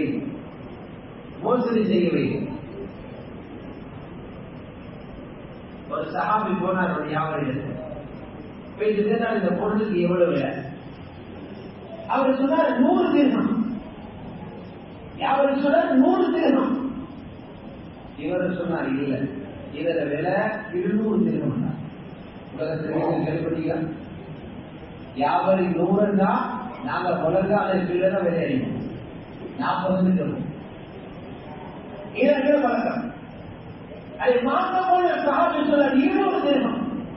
கொஞ்சம் திர்ஹம் இல்ல, அதோட பொறுமதி 300 திர்ஹம். அந்த சொல்றாரு, நானே 100 நீ 200 கொடுத்து 300 ஆகி 400 ஆகி 500 கொடுத்து வச்சார். இந்த பொருளுடைய வருமதி 500 திர்ஹம். வாங்க போன ஒரு பிரமிச்சார், விற்கிறவர் வியாபாரி பிரமிச்சு போயிட்டார். அவர் கேள்வி என்ன, நான் 3 திருகத்துக்கு விற்கிற பொருளை நீங்க 500 திருகத்தை வாங்க போறீங்க, நான் 1000 நீங்க 5000 தர போறீங்க. அந்த சஹாபி சொன்னார், நான் ரசூல் ஸல்லல்லாஹு அலைஹி வஸல்லம் பையத் செஞ்சேன். இஸ்லாத்துல இருக்கிறது மட்டுமல்ல பையத் செஞ்சேன். நான் இந்த பையத்தில் ஒரு பையத் இருக்குது, எந்த முஸ்லிமையும் படுகொலியில விட உள்ளது. ஒரு முஸ்லிம் நஷ்டத்தில் விட போறாங்களா அவருக்கு நசீஹத்து செய்வேன். முஸ்லிம் ஒவ்வொரு முஸ்லீமுக்கு நசீஹத் செய்வேன். நான் பையன் செய்கிறேன். நீங்க தெரியாம 100 திரகம் சொல்றீங்க, இதுல உண்மையான பெருமதி ஏற்ற கல்வியில படிச்சு 500 திரகம் கொடுத்துவாங்க. இதுதான் அந்த காலத்தில் இருந்த வேலைக்காரர்களுடைய வியாபாரம், அந்த காலத்தில் இருந்த தாயிகளுடைய வியாபாரம். இப்படி வியாபாரம் இருந்தால் நீ எப்படி வரணும்? ஒரு மனுஷியார பயான விட அந்த வியாபாரம் விடுபடுத்தாங்க. புகாரில் இருக்கிறது 2 சஹாபாக்கள் பார்ட்னராக இருந்து வியாபாரம் பண்ணினார். அவருடைய வியாபாரம் வாகனம் தான் மிருகம், குதிரை, ஒட்டகம், கழுதை, இருந்த வியாபாரம். ஒட்டகத்திலேயும் சில பல குறைகள் ஒட்டகத்தில் இருக்கு. அவர் வாங்கின ஒரு ஒட்டகத்தில் அழகான ஒட்டகம் இருந்தது, ஆனா அதுக்குள்ள பெரிய குறை இருக்கு. எவ்வளவு தண்ணி கொடுத்தாலும் தாகம் போடல. சில வாகனங்கள் சொல்லுவாங்க யானை வளர்க்கிற மாதிரி, எவ்வளவு பெட்ரோல் எடுத்தாலும் போதும். இதுவும் இந்த ஒட்டகத்துக்கு எவ்வளவு தண்ணி கொடுத்தாலும் தாகம் தீரல. இந்த ஒட்டகத்தை நம்பி பாலைவனத்துல பயணம் போக மாட்டாங்க, அதை யாரும் வாங்குறது. வாரவங்க எல்லாரும் அழகுக்கு அந்த ஒட்டகத்தை தான் முடியும் கையில வாங்க. இவர் சொல்றாரு எப்படி குறைய சீக்கிரம் விருப்பம் தான் இருக்கு. இதுதான் ரசூலுல்லாஹ் விடுதலையாவதை உண்மை பேசுகிறவர், அமானிதமாக நடக்கிறவர், நம்பி வரும் மனிதர்களுக்கு நம்பகமாக இருக்கிறவர். யாருமே வாங்கல. அது ஸ்டோக்ல அப்படியே பழைய ஸ்டோக்ல தள்ளிப்பட்டிருந்துச்சு. ஒரு நாள் இந்த சஹாபி போக மற்ற பார்ட்னர் வந்திருந்தார். மஸ்ஜிதில் இருந்து ஒரு சஹாபி வரார். அவரும் வந்தவங்க வயசானி, அவரும் வந்தவங்க ஒட்டகத்தை முடித்தார். கொடுத்து சொன்னா இதை வாங்க போறேன். எவ்வளவு பேர் 5000 பேர் பண்ணார். 5000 கொடுத்து வாங்கிட்டு போயிட்டார். குறைய சொல்லல. மாலை அவர் வந்தார், படையவர் எங்க வடமையில இருக்கிற ஒட்டகத்தை காணலே. இவர் சொன்னார் ஒரு ஆளை தலையில கட்டினார். அதில் உள்ள குறைய சொன்னீங்களா? இவர் ஏதாவது குறைய சொன்னா யாரு வாங்குவாங்க? எங்களை பார்த்து வச்சுக்கலாம். அப்படின்னு குறைய சொன்னா யாரு வாங்குவாங்க? இவர் சொன்னா பெரிய ஒரு வாழ்க்கை நடந்திருக்கிறது. வழக்கத்தால் இருந்த இடம் இந்த இடத்துக்கு நல்லா ஒரு கோபம் வரப்போகுது. யார் ஆள் விசாரிச்சா அதில் அப்துல்லாஹி உமர் எல்லாம் பண்ணுவாங்க. காசை எடுத்து ஒரு மஸ்ஜிதுக்கு போயிட்டு அப்துல்லாஹி உமர் மன்னிப்பு கேட்டு காசை கொடுக்குறாங்க. ஒட்டகத்தை ரிட்டர்ன் பண்ணுங்க, குறைய சொல்லாம வைத்திருக்கிறாங்க. அவரும் ஆரம்பத்தில் கொடுக்க விரும்பிட்டும் பின்னால் நான் ஏதோ விரும்பி வாங்கிட்டேன், அது அப்படியே இருக்கட்டும் என்று அந்த காசை அப்படி திருப்பி கொடுத்து வியாபாரத்தை கொண்டு இந்த சஹாபி சொன்னார், ரப்புல் இஸ்ஸத் அல்லாஹ் ஹலாலாக தர இந்த காசை உங்களோட அவசரத்தில் நீங்க ஹராமாக எடுக்க மாட்டீங்களா? வியாபாரம் கண்ணியமான சகோதரர்களே, பெரியார்களே, கடன் சுபஹானல்லாஹ். இன்னைக்கு நிறைய பேர் கடனாலே இருக்கு. கடன் எவ்வளவு விதமானி, கடனை பற்றி எவ்வளவு பயங்கரமான செய்வது. ரசூலுல்லாஹ் ஒரு காலத்தில் கடனாளிகள் ஏற்பாடு செய்யாம மௌத்தாகி இருந்தார். கடனை கொடுக்க ஏற்பாடு இல்லை என்றால் நான் தொழுவிக்க மாற்றம் சொல்லிக்கிறேன். எவ்வளவு பெரிய இன்னொரு மனிதனை நெருப்பில வச்சுட்டு இவர் வாழ்ந்தார். இறந்தார். சஹீஹான ஹதீஸ் இருக்குது. ரசூல் ஸல்லல்லாஹு அலைஹி வஸல்லம் சொன்னார், யார் ஒருவர் இன்னொருத்தருக்கு கடன் இருக்கிற நேரம் கொடுக்கிறல்ல என்ற எண்ணத்தோடு எதிர்பார்க்கா தியாகத்தில் கபரில் எப்படி எழுப்பார்கள்? இவர் கபரில் இருந்து கல்லன எழுப்பார். அல்லாஹ்விட போவார், கல்ல போவார். நபியல்லாஹ் தாரிகா அல்லாஹ் சந்திப்பார். கல்லனா கடன் தேசி. இதுதான் சொல்றாங்க. கடன் எடுக்க முதல்ல பணம் முதல்ல கேளுங்க. இந்த கடனை எடுக்கவே வேணுமா? இது இல்லாம சமாளிக்கிறார். இரண்டாவது பாருங்க, கடனை எடுத்தா கொடுக்கிறதுக்கு ஏற்பாடு செய்கிறார். ரசூல் ஸல்லல்லாஹு அலைஹி வஸல்லம் கடன் எடுத்த நிலையில போட்டானா. நபியும் யஹூதிக்கு கடன் கொடுக்க இருந்தான். ஆனா கடனை அடைக்கிறதுக்கு ஏற்பாடு இருந்துச்சு. அவங்க கவசத்தை அவங்க கவசத்தை வீடு வச்சுதான் அது அவங்க கடன் எடுத்திருந்தாங்க. அந்த கவசத்தை விட்டு கடனை கொடுக்கலாம். கடன் தேவையான பாருங்க. இரண்டாவது, அந்த கடன் எடுத்தால் குடும்பத்தை தொழில்கிறார் பாருங்க. இந்த கடனால எத்தனையோ முஸ்லீம்கள் கிடையாது முகப்பத் புரிஞ்சு சொல்லுவாங்க. உதாரணமாக முகப்பத்தை வென்ற கத்திரிதானம் கடன். அது கருத்து விசுவாசம் முகப்பா.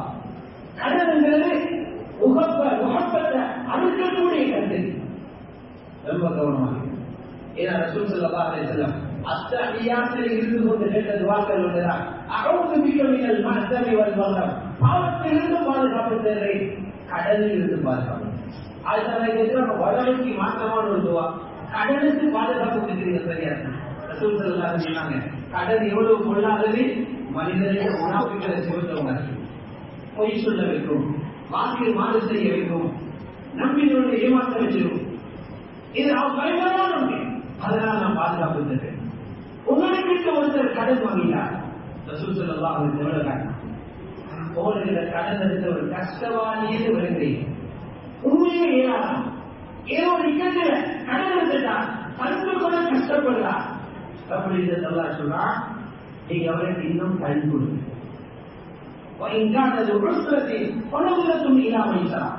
கடன் எடுத்தவர் கஷ்டவாளியாக இருந்தா அவருக்கு வசதி கிடைக்கிற வரைக்கும் சந்தர்ப்பம் கொடுக்கணும். அதை விட நல்லம் என்ன தெரியுமா? கடன் அப்படியே சதக்காவாக விட்டு கொடுங்க. அவருக்கு எடுத்த கடனை சதக்காவாக விட்டு போடுங்க. நீங்க அவருக்கு கொடுத்த காசல்ல, அவருடைய கையில் அந்த காசு சேர முதல்ல அல்லாஹ்விடத்தில் அந்த காசு போகும்.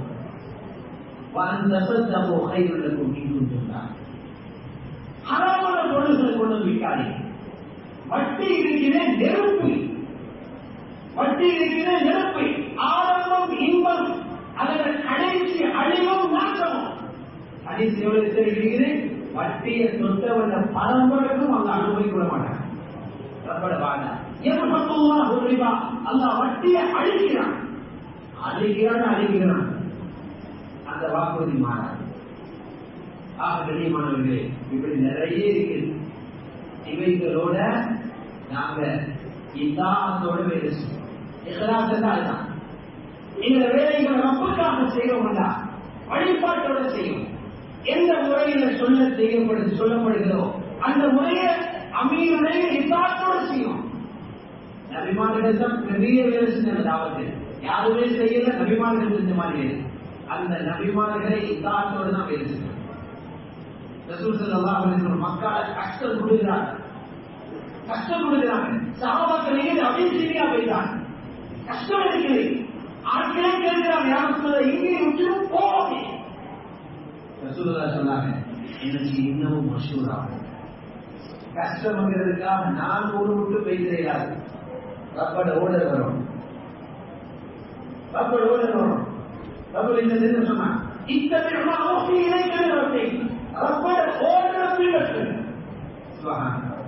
அல்லாஹ் முர்சலான நபிமார்களையே வஹீல வாரத பின்பற்றுதா, தொழுகையிலே பின்பற்றணும், தாவத்திலே பின்பற்றணும், ஜகாத்திலே பின்பற்றணும். என்ன நாங்க யார்? பின்னால ஹிஜ்ரத்துக்கு அனுமதி கிடைச்சது. அபூபக்கர் ரலியல்லாஹு அன்ஹு வந்து சொன்னாங்க, அது உதினலி பில்குருஜ், எனக்கு ஹிஜ்ரத் போறதுக்கு அனுமதி கிடைச்சது. இதை பார்த்து விளங்கினும் அல்லாஹ்வுடைய தீனுடைய வேலையை செய்யறவங்க கட்டுப்பாடோட இத்தாஅத்தோட வேலை செய்யும். அந்த வேலை ரப்புக்கு ஏற்படும். அந்த வேலை சின்னதாக இருந்தாலும் அதனுடைய அசரான், அதால் கிடைக்கக்கூடிய வெளிச்சம் மிகப்பெரிய. கண்ணியமான அல்லாஹ்வுடைய நல்லடியார்களே, இதை அடிப்படையில எங்களுடைய சொந்த அமல்களையும் பாதுகாக்கிறோம். நாங்கள் அடுத்தவர்களோடு தொடர்புபடுகிறோம். நாங்கள் அடுத்தவர்கள் தாவத் என்ற தலைப்பில தொடர்படுகிறோம். அந்த மக்லூக்கள் காலைக்கோடு இருக்கிற வேலை. ஒவ்வொரு படைப்பையும் அவர்களிடத்தில் அல்லாஹ்வுடைய சிந்தனையை உண்டாக்கி ரப்போட கனெக்ஷன் உண்டாக்க இரவையில் எங்களை தொடர்பு இருக்கும். ரப்போடு மற்றவங்களை இணைச்சி விட்டுதே நாங்கள் ரப்படியில் சுலமாயிடப்படாது. அவங்களை விட ரப்போட கடும் தொடர்பில் நாங்கள் இருப்போம். ரப்போடு தொடர்பாகிற நேரம் தான் இரவு. தாய் ரப்போடு தொடர்பாகிற நேரம் தான் இரவு. அதிலையும் பிந்தைய இரவு தாயில தகச்சு இருக்கிற பருது போல சொல்லுவாங்க, பருது போல சொல்லுவாங்க. சூரத்துல் முத்தஸில தாவத்துடைய உழைப்பில் பொறுப்பு ரசூலுல்லாஹ் குணத்தினார். சூரத்துல் முஸம்மில இரவு தொழுகை பற்றி ரசூலுல்லாஹ் சொன்னார். குமில்லை இல்லாம தஹஜ்ஜுத் ரொம்ப கூடுதலாக தஹஜ்ஜுத் தொழுக, தஹஜ்ஜுடைய ஓதல், தஹஜ்ஜுடைய இஸ்திக்பார், தஹஜ்ஜுடைய குர்ஆனை பார்த்தோம்னு தஹஜ்ஜுத் ரப்போட முனாஜா கூட்டாளியோட எப்படி பேசுறோமோ ரப்போட அன்னைக்கு நடந்த அவ்வளவு செய்தியையும் பேசு. அந்த உரையாடலுக்கு பேர் முனாஜா. முழு வீட்டையும் தஹஜ்ஜுத் இருக்கும். ரசூலுல்லாஹ் வீட்டில் எல்லாரும் எழுப்பினாங்க. மணிமார்கள் எழுப்பல ஆசிரியப்பட்டுட்டாங்க. இந்த ரூம்ல தூங்குறவங்களை யார் எழுப்புவாங்க? மையோக்கிலும் சவாஹிகள் செய்யறார். அழகாக உடுத்திருக்கிற எத்தனையோ பெண்கள் ஆசிரியத்தில் நிர்மாணிகளாக நிற்பாங்க. அதனால தஹஜ்ஜுடைய தொழுகையில ஆகப்பெரிய கவனம் செலுத்தும். தஹஜ்ஜுத் இல்லை என்றால் அன்றைக்கு பெரிய ஒரு நஷ்டம் போனது போல நினைக்கும். ஒரு விஷயத்தை மட்டும் சொல்லும். ஒரு மனுஷன் வந்து சொன்னார், முதலில் யாரும் சொன்னாரு, நீங்க சொல்றீங்க பாவம் செஞ்சு அல்லாஹ் பிடிப்பானது. நான் பாவம் செய்ய செய்ய எனக்கு உலகம் கிடைக்கும். நல்ல வசதி வாய்ப்பு வீடு மனைவி பிள்ளைகள்ல நல்லா செய்கிறான். பாவம் செஞ்சு நான் விளையில முதலில் யாரும் கேட்டாங்க, ஒரு தகவல் தொழுகைக்கு கண் திறக்கிறாங்க சொன்னார். அதான் கஷ்டம் சொன்னார். அறிஞ்சிருக்கோ அல்லாஹ் பிடிக்கும். அவர்கள் இது முடியப்பா, நீங்க ஒழுங்கி சும்மா முடிச்சிருந்து கஷ்டப்படுறீங்க. நான் பஞ்சு வெத்தைக்கு ராகத்தான் தூங்கினேன். இது என்ன படி? பார்த்தாங்க. இவருக்கு இன்னொரு படி அறைதான் வழங்கப்படும் சொன்னாங்க. ஒரு ஆள் அவருக்கு தஹஜ்ஜுத் எழுப்பலைன்னா அதுல அர்த்தம் போன்ற அழுகையும் அல்லாஹ் கேட்க தயாரில்லை. அல்லாஹ் ஏற்றுக்குள்ளே எடுக்க தயாரில்லை.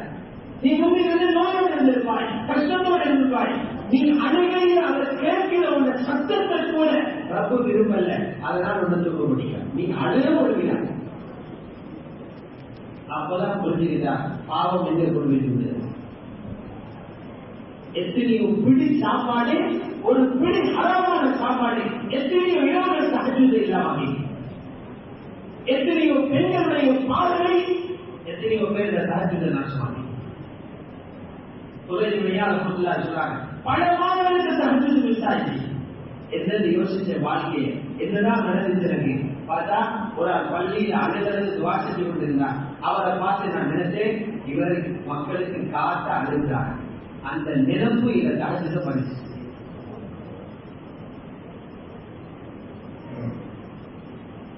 இது போல சொந்த குர்ஆனுடைய திலாவத், தாடி திலாவத் இல்லாதே அல்லாஹ்வோட அவருக்கு கனெக்ஷன் இல்லை. எவ்வளவு குர்ஆனை தேவையோடு தொழுகையோடு வெளியோடு. இதே போல தஸ்பீஹ் ஆகுது. விட்டமின் சாப்பிடுற மாதிரி தான் தஸ்பீஹ்.